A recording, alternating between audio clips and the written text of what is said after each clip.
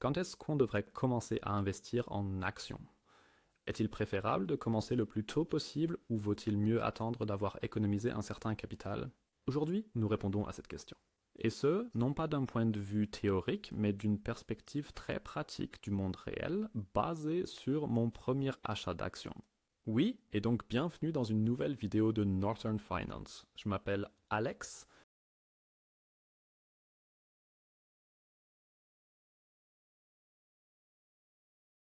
Devrait-on investir maintenant 50, 100, 200 ou 300 euros? Cette question m'a atteint et moi-même, j'ai dû réfléchir à la meilleure façon de répondre. Car on peut bien sûr commencer directement avec 2000 euros au lieu de 100 ou 200 euros, mais d'abord, il est important que nous commencions à agir. Les actions comportent certains risques, mais aussi certains frais lors de l'achat.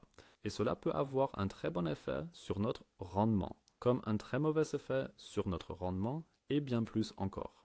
Regardons ce que je veux dire exactement à travers notre exemple pratique. Le décompte de mon achat d'actions OHP SE, et c'était vraiment juste 2.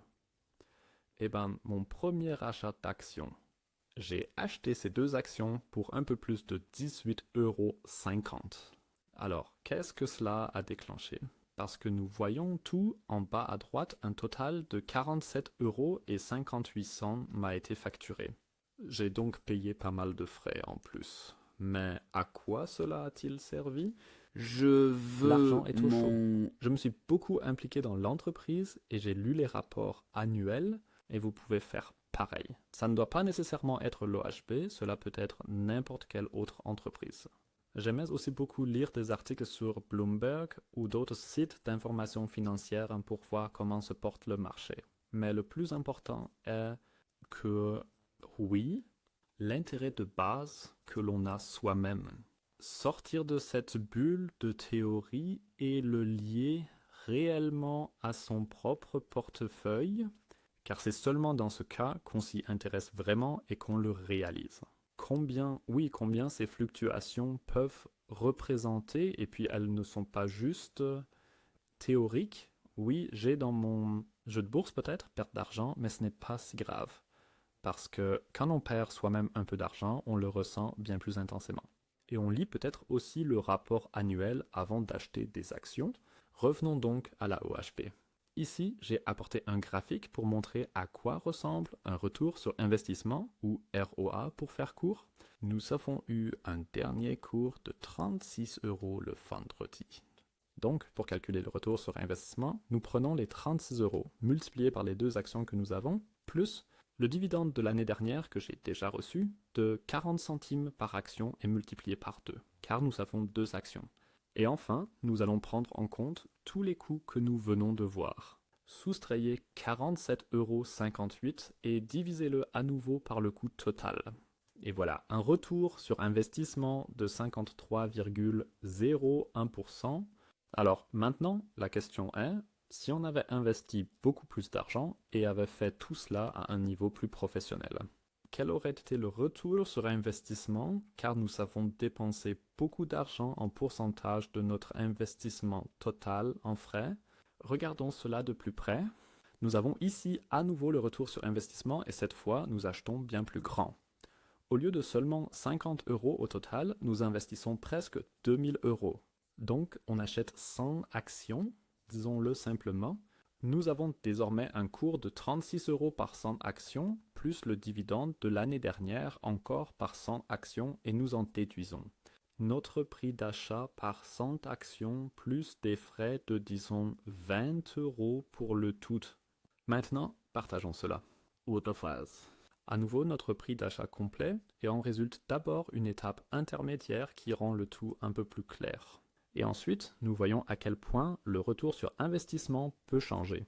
Parce que nous avons maintenant un retour sur investissement de 113,19%. Simplement parce que nos lobbyistes sont proportionnellement tellement plus faibles.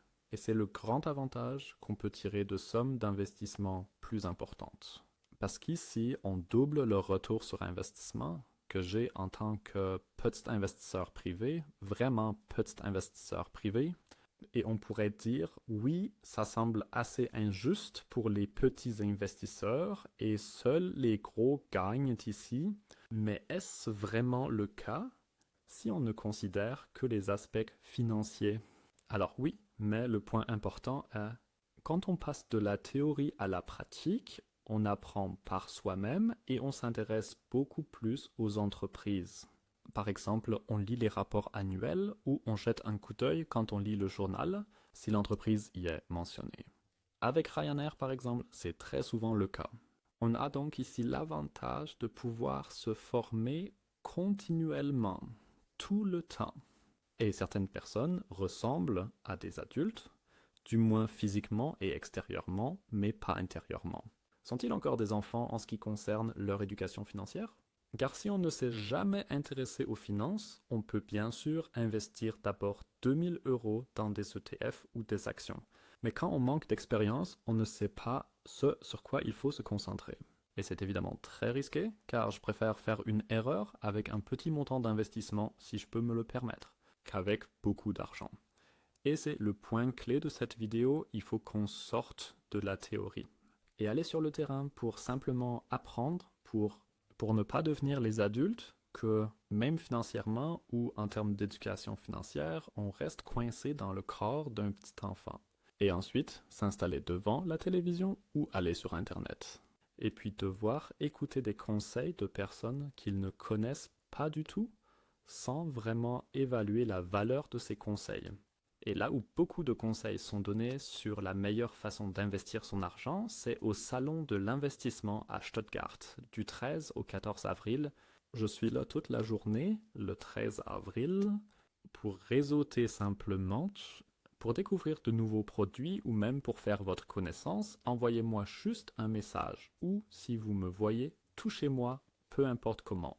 Mais je vous fais une petite promesse parce que je suis là toute la journée vendredi. Et la promesse est que je serai le premier à publier un vlog. Si vous ne pouvez pas être à la foire, vous êtes invité à le regarder. Je vais télécharger ce vlog et puis vous serez presque comme si vous étiez aussi à cette foire. Je serai le premier à le faire sur YouTube. Et pour ne rien manquer, vous pouvez vous abonner ici maintenant, ce qui me ferait énormément plaisir. De plus, un pouce levé est toujours apprécié et partagez la vidéo avec vos amis si elle vous a plu. Voici notre dernière vidéo et nos recommandations pour toi.